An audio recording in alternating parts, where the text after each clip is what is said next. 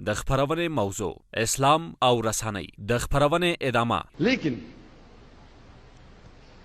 मेरा नजरिया है जो मीडिया के जरिए अल्हम्दुलिल्लाह जितने अच्छे उलमा इकराम हैं, मेरी नियत है कि लोग زما په نظر زموږ تکړه دینی عالمان باید د رسنیو له لارې کتونکو ته په کم نظر ونه ګوري، بلکې د دین په برخه کې خپلو فعالیتونو ته پراختیا ورکړي او مخاطب کسان له میلیونونو نه هم زیات وګڼي.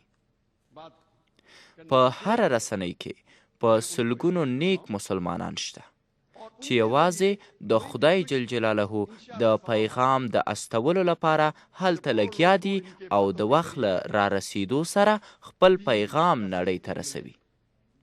نو د همدې لپاره هر کال زه هڅه کوم چې هغه د دین علما کومو ته چې خدای پاک د خبرو کولو ځواک ورکړی دې خپرونو ته راولم او د هغوی له برکته زه هم ثواب لاسته راوړم. نو د دغو درنو علماو په برکت لکونو او کروڑونو خلکو ته الله تعالی لارښوونه ورکړې ده او له دوی سره به انشاءالله الله مونږ او تاسو درنو اوریدونکو ته هم ثواب را په برخه کړي. د همدې سپېڅلې موخې لپاره به زموږ دا خپرونه هر کال روانوي. په 2009 میلادي کال کې ما ویلي و چې 2 خبرې دي، یو به مو خوشحاله کړي او بله خبره به مو خفه کړي. ښه خبره دا وه چې انشاءالله دا غونډه به مونږ بل کال کې نړیواله کړو، یعنی له ممبئی ښار نه به راووځو، او بده خبره دا وه چې دا غونډه به په 2010 کال کې په ممبئی کې نه وي. خو داسې ښکاري چې الله پاک له دې خبرې سره موافق نه و. د نړۍ په ګوټ ګوټ کې دا غونډه ترسره شوه، خو البته ممبئی کې مو بیا هم دا کنفرانس ترسره کړ. نو د همدې له برکته مونږ بیا هم دا خپرونه بیخي نوې کړې ده. سره له دې چې ما نه غوښتل، خو د الله پاک له رضا پرته هیڅ کار هم نشي کېدی. نو کله چې ما غوښتل خپرونه پیل کړم، دلته په میلیونونو خلک راټول شوي وو او ویل یې چې مونږ غواړو مرسته در سره وکړو. زه نه پوهېدم چې دوی ته څه دنده ورکړم. هماغه و چې د شپې الله پاک په دومره شیبو باران ووراوه چې زموږ د خپرونې دا لوی میدان یې ټول له اوبو ډک کړ. نو ټول را سره راټول شوه او د دې ځای اوبه یې لرې کړې. نو دا د خدای پاک کارونه دي چې مونږ ورباندې نشو پوهېدی. د الله پاک په هر کار کې رحمت دی. او نن چې کله زه له کوره راووتم تر څو دې خپرونې ته راشم، کوم ځای کې چې زه اوسېږم هلته هم ښه ډېر باران شوی و او لا اوس هم وریده. ما وویل چې د الله پاک کارونه دي الحمدلله. خو کله چې زه دلته راغلم نو سرکونه بیخي وچ شوي وه.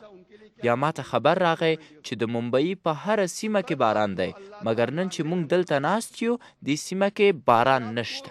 دا د الله جل جلاله لخوا یوه معجزه ده او له دې نه باید مونږ پوه شو چې مونږ څومره کمزوري انسانان یو.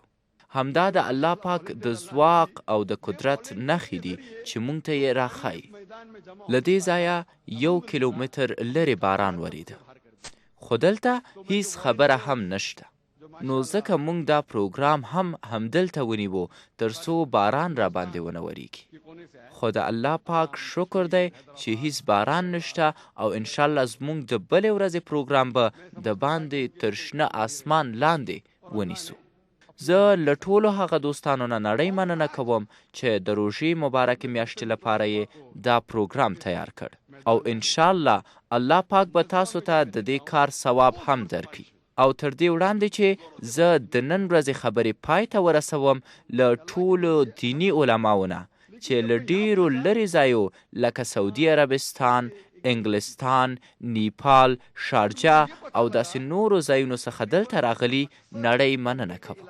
انشاءالله الله پاک به یې ورته اجر هم ورکړي او له دوی نه هیله کوم چې تل له مونږ سره ووسي او مونږ په خپلو دعاګانو کې هیڅکله هم هیر نه کړي.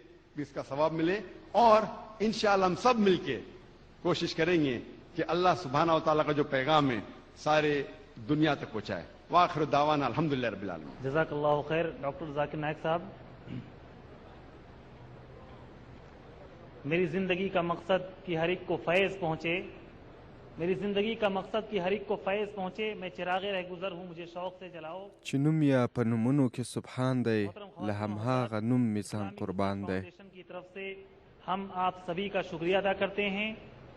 इसी तरह हम अपने तमाम मुअज़्ज़ज़ उलमाए किराम का भी शुक्रिया अदा करते हैं कि आपने पूरे सब्र और तहम्मुल के साथ हमारे उलमाए किराम की कीमती बातें समाअत फरमाई. हमारा जो कल का प्रोग्राम है वो इंतहाई अहम है. بلې دوستانو زموږ بله خپرونه به سبا ته وي او د قرآن کریم تلاوت او پر ترجمه یې پوهېدل به مو د خپرونې موضوع وي. تر سبا مو په لوی الله سپارو. سوکاله ژوند ولرئ.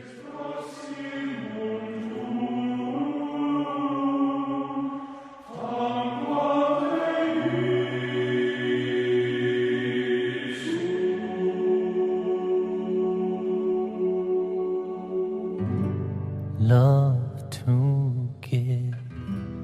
give is love. Love the gift of love. No belief without the love. Believe in love, the belief of love. None of you truly believes until you love for your neighbor what you love for yourself. None of you truly believes until you love for your neighbor what you love for yourself. Love to give is love. Love the gift of love. Nobody without the love. Believe in love. The belief of love.